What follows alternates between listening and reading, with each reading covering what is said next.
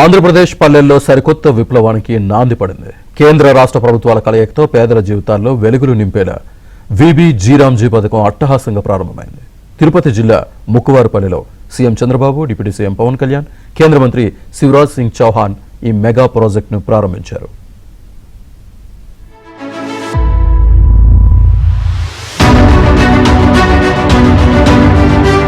పల్లె ముఖ చిత్రాన్ని మార్చేసే సరికొత్త శకానికి ఏపీ వేదికైంది. గ్రామీణ పేదల జీవన ప్రమాణాలు పెంచడమే లక్ష్యంగా వీబీజీ రామ్జీ పథకానికి శ్రీకారం చుట్టారు. తిరుపతి జిల్లా ముక్కువారిపల్లి వేదికగా జరిగిన ఈ భారీ బహిరంగ సభలో కూటమి సర్కార్ సరికొత్త జోష్ కనబరిచింది. ప్రతి గ్రామాన్ని అభివృద్ధి పథంలో నడిపిస్తూ పేదరిక నిర్మూలనే ధ్యేయంగా కేంద్ర రాష్ట్ర ప్రభుత్వాలు సంయుక్తంగా ఈ ప్రతిష్టాత్మక కార్యక్రమాన్ని ముందుకు తీసుకెళ్తున్నాయి.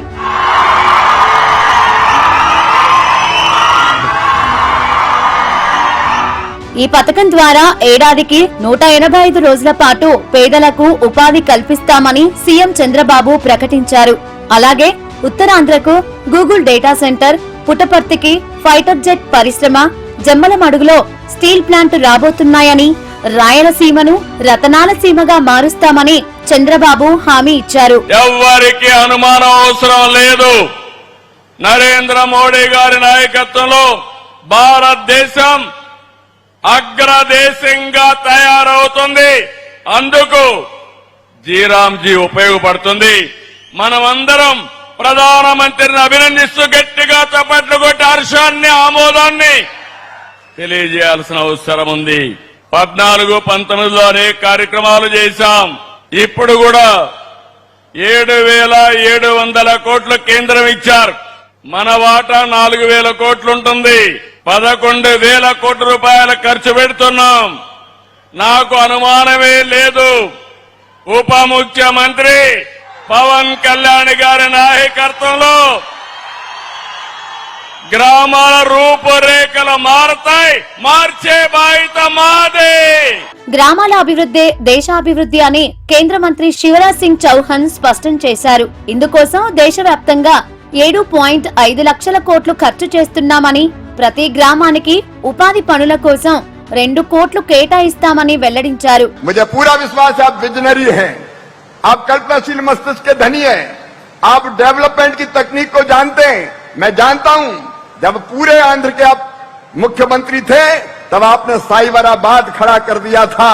दुनिया भर का निवेश है साइबराबाद में आ रहा था, लेकिन अब आप आंध्र प्रदेश में यहां मुख्यमंत्री है तो इन्वेस्टमेंट अब अमरावती और आंध्र प्रदेश में आ रहा है.